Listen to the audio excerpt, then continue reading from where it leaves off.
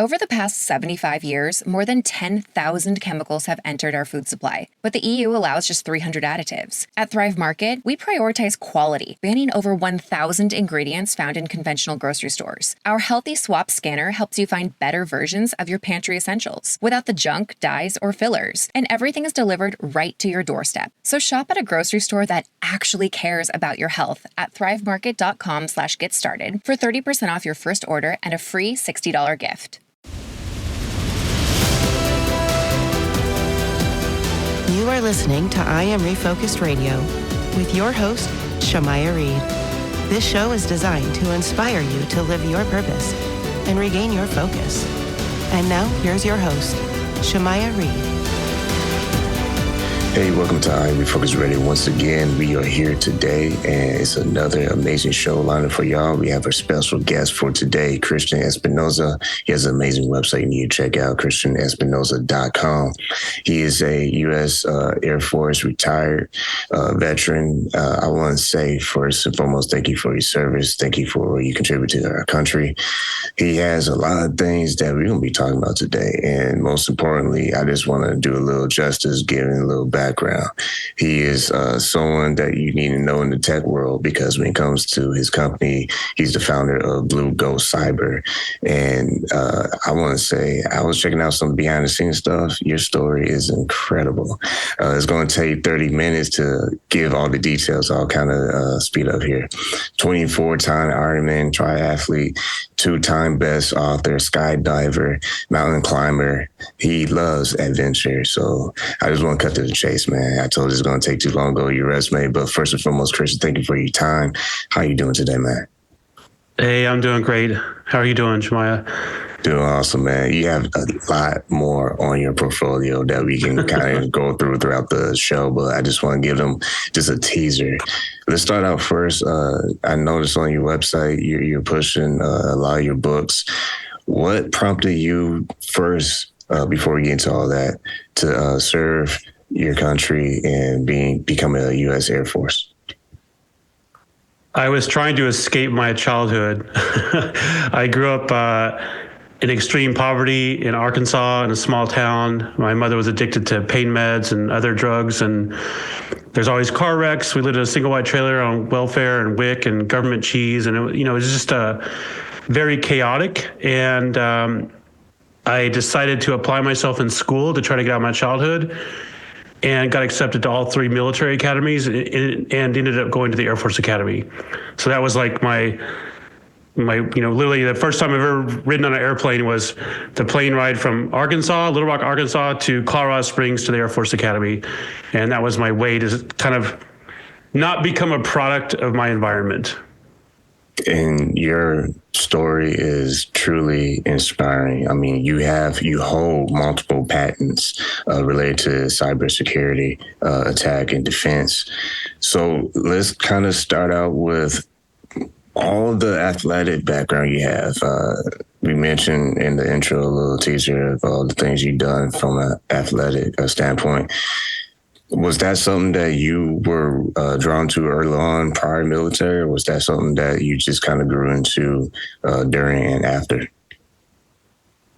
In my childhood, I kind of did whatever I could do to avoid going home. So any athletics, football, track, basketball, I signed up for. So the most time I could spend away from my house and around like an activity like football where I could take out my frustration, the better. So I started that in I guess junior high to kind of have a reprieve from going back home, because I never wanted to go back home. It was too chaotic. So I thought, okay, I'll join the football team and practice every day until later, What I love is one of your books, The Smartest Person in the Room. It kind of illustrates the stories of the ups and downs, where you examine your pitfalls and seeking validation. Kind of touched on a little bit on that book, and just part of that story of the ups and downs in your life. Yeah, The Smartest Person in the Room, I wrote the book about my first cybersecurity business that I sold in 2020. And it's really a transformational journey to write a book. So I have to do a lot of reflection when I wrote the book. And one of the things I realized is that in cybersecurity and other high-tech industries, most people get their significance by, being, quote, smarter than other people. I think humans want to be significant, and we achieve that in various ways. And in cybersecurity and high-tech industries, it's typically by being intellectually smarter than people.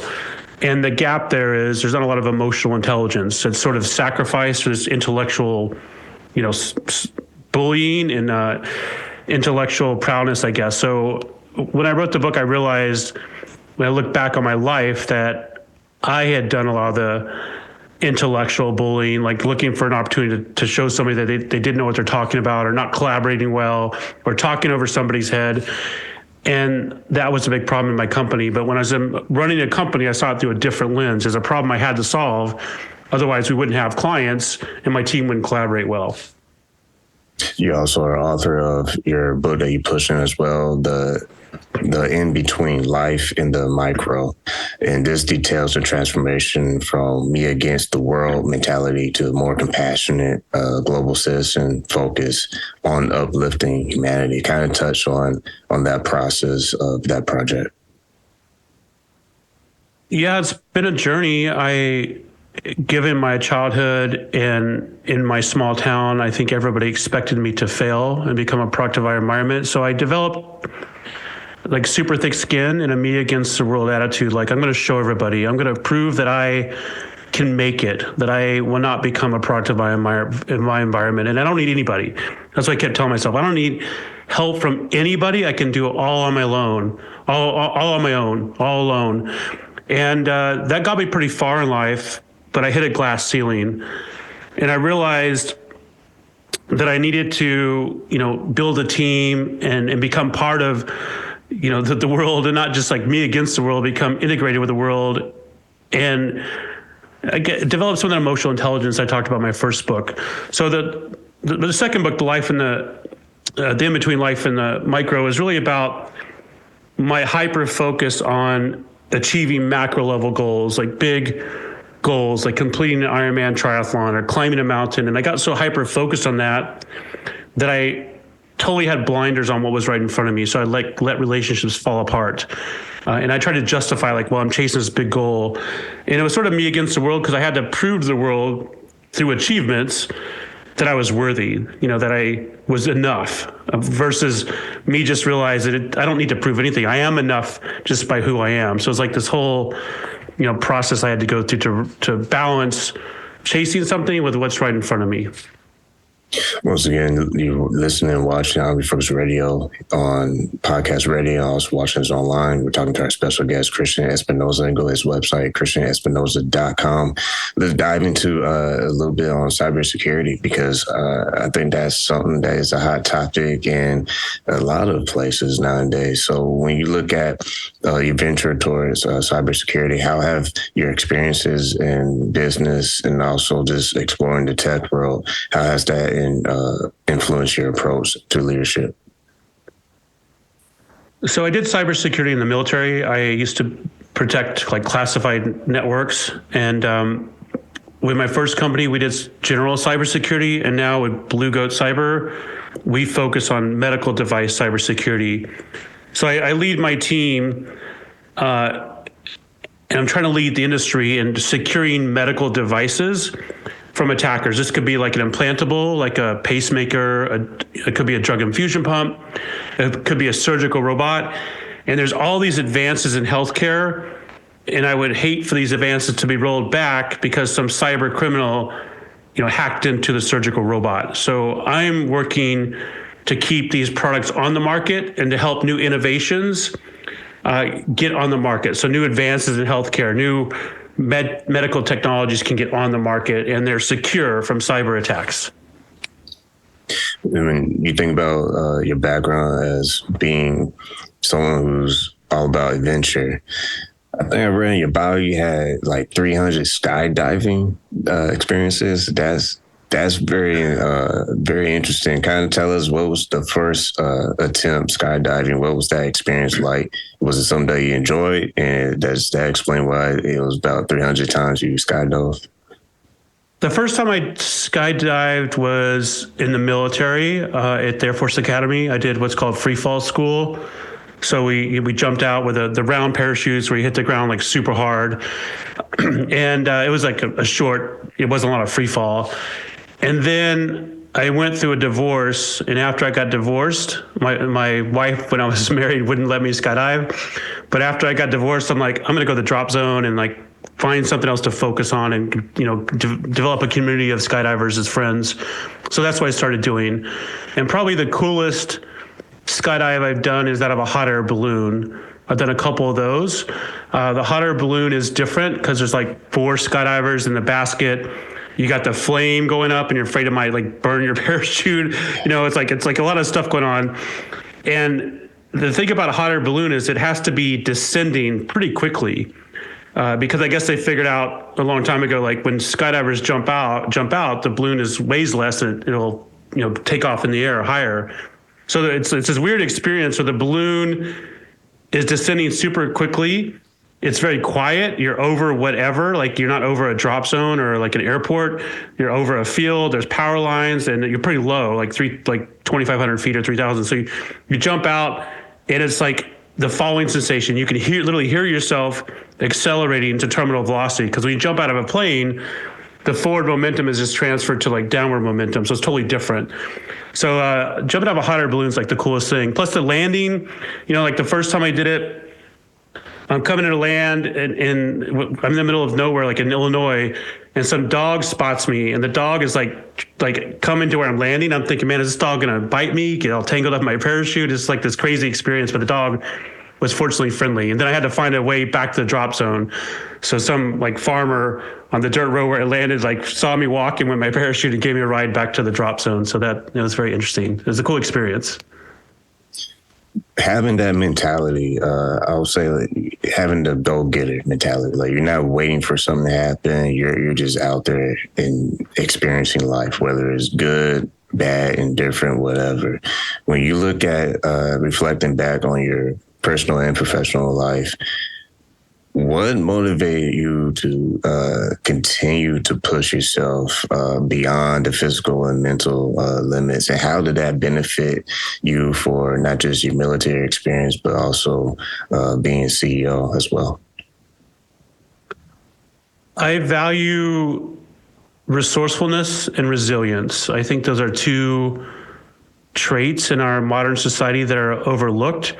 So putting myself through challenges helps me learn to be more resourceful. It helps me realize that, and I think we all are, that we're capable of much more than we think we are. And if it's a difficult challenge, like an endurance event or building a business, that's requires a lot of resilience, because things are not going to work out the way you intend, and you're going to have to bounce back. You're going to have to take the punch, and how you react is what matters, and how you can figure out how to react is what matters. That's the resourcefulness. So I think those are 2 extremely important skills for me, at least, resilience and resourcefulness, because in life, you're going to get punched in the face. How do you respond? And you got to be resourceful and you got to be resilient, because it's going to keep coming. Especially if you're trying to get to the next level. If you're just, being comfortable, which I don't want to be comfortable. I want to be uncomfortable and growing. The punches are going to come. The obstacles are going to come. And you got to figure out how to get around them and how to handle it. When you think about personal growth, you do talk about that in your book, the in-between life in the macro. How does self-leadership play a role in shape a person's mindset as they are facing those challenges head on? I think self-leadership is overlooked. We think to be a leader, we have to have these people assigned to us. But leadership starts with yourself. And if you can lead yourself, that's the most important person to lead, then you could lead other people. But I think we overlook that, and we often live a life by circumstance versus by taking charge of our own life. So with me, when I think of self-leadership, I think back to that resilience and resourcefulness, like what can I do and how can I evolve and what can I learn and who can I become to help me get to that next level? That's self-leadership for me, because I'm leading my own life. No one's gonna lead your life better than you, right? No one's going to come save you. No one's going to tell you where to go and what to do. It's up to you. So I think it's extremely important to take agency and control and lead your own life. And by going through that process, you will naturally become a better leader to your spouse, your family, your friends, people that work for you, your team, and the community at whole. You listen to Refocused Radio and watching us online, talking to our special guest, Christian Espinosa. You go to his website, christianespinosa.com. When you look at risk versus reward, being a leader in your business and delegating and creating systems, building your team, what are some ways that you try to analyze, okay, what's the best move I can make or reflect on when it comes to risk versus reward? Well, I think we have to take risks to get to the next level. And I think a lot of people are very risk averse. So what I try to do is do what I can do to control the risk, to minimize the risk to at a level I accept. Like as an example, I'm building my business now. I'm going to establish payroll. Payroll is super risky. When my last business, I almost didn't make payroll several times. I'm like on the floor in a fetal position, like crying. It's very stressful. So now, the way to mitigate the risk of payroll is I want to have a big reserve in the bank. Like I'm targeting like $250,000 in the bank, and maybe more. So if I have a slow period, I've got a reserve to help cover the payroll. So I'm reducing the risk.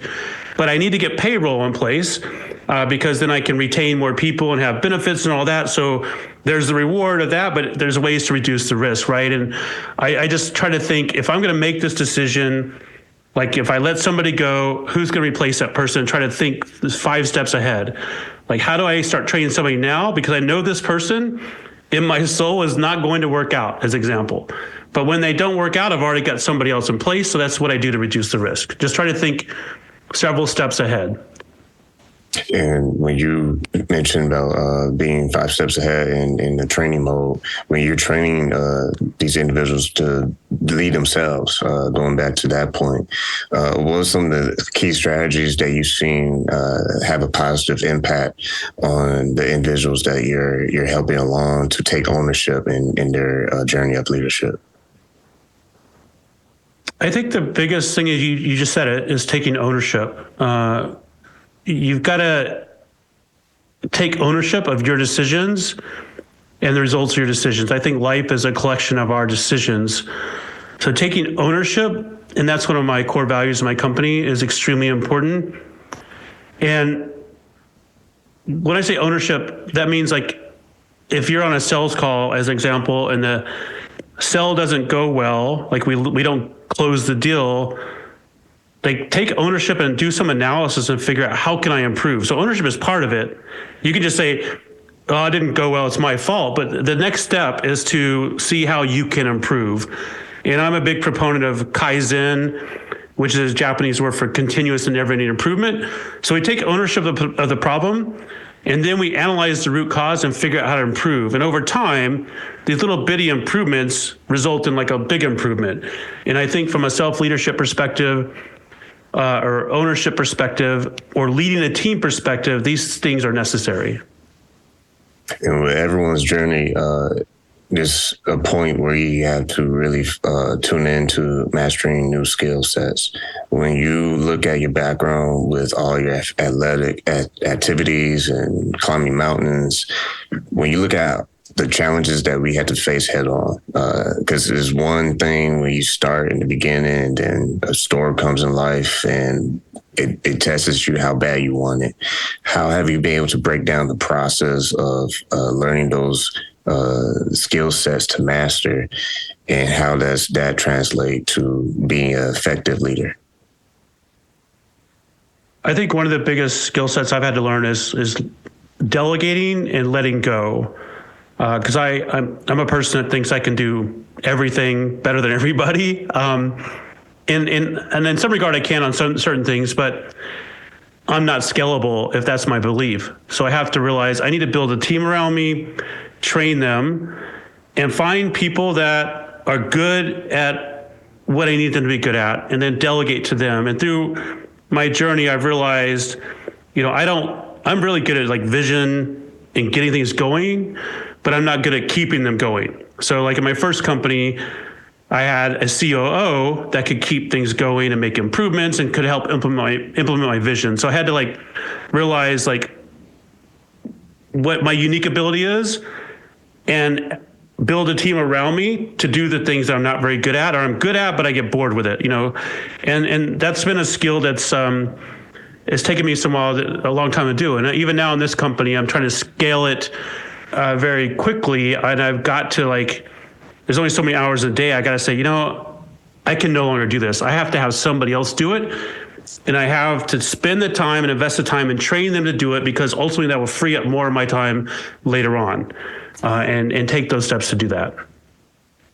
Once again, listening to Refocused Radio, watching this online, talking to our guest today, Christian Espinosa. Go to his website, christianespinosa.com. And wrapping things up in these last 6 minutes, a couple more questions.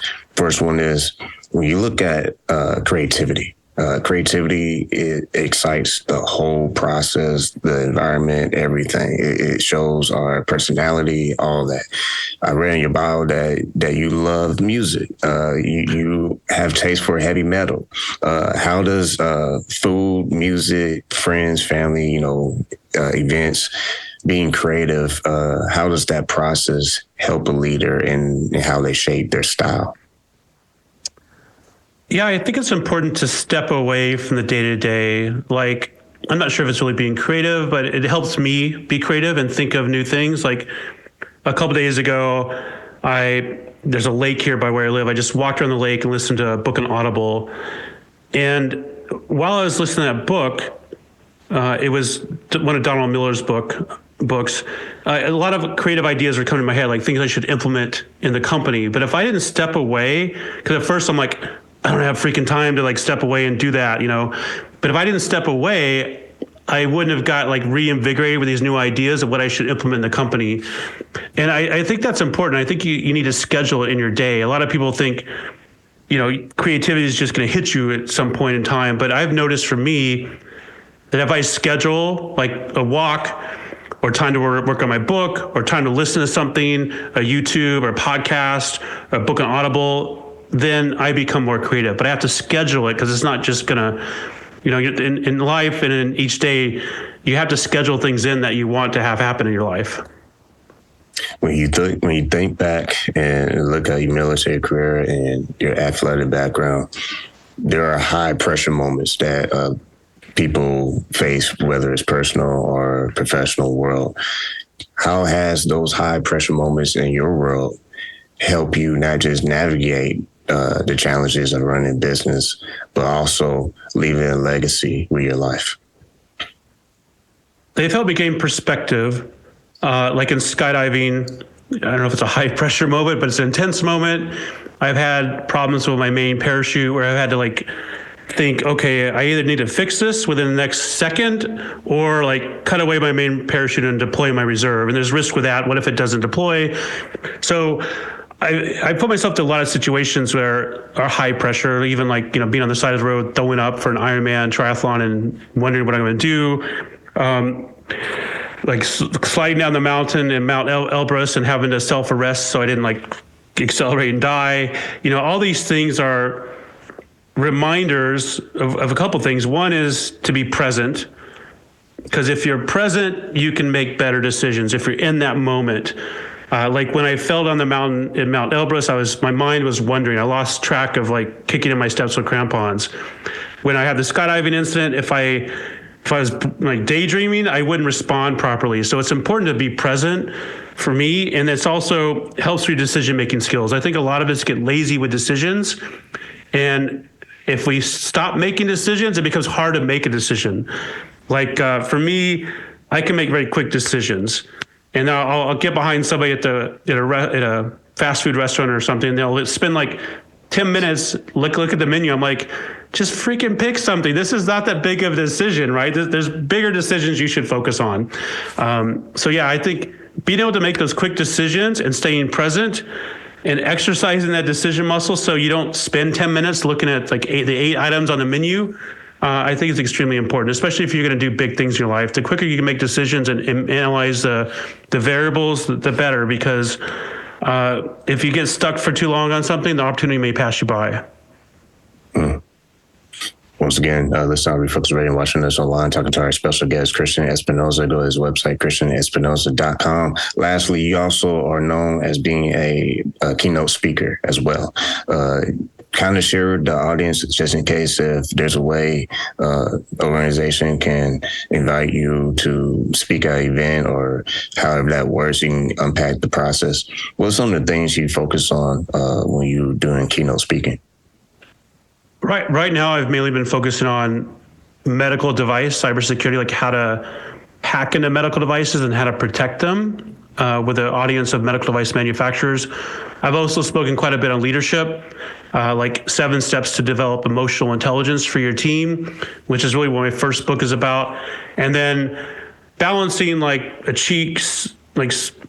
achieving that big goal or going after that big goal and what's right in front of you, which is my second book, focusing on the intentionality in the small moments and the importance of that, because it can inform that big thing you're going after. And you may realize it's not even something I want to go after anymore. So those are a few of the things I talk about, as well as entrepreneurship. That's, I've built one business and sold it. I'm working on a second one now.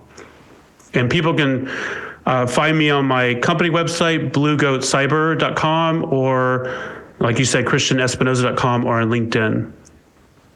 Well, like always, I want to say to our special guest today, Christian Espinosa, thank you for this TED Talk, amazing masterclass.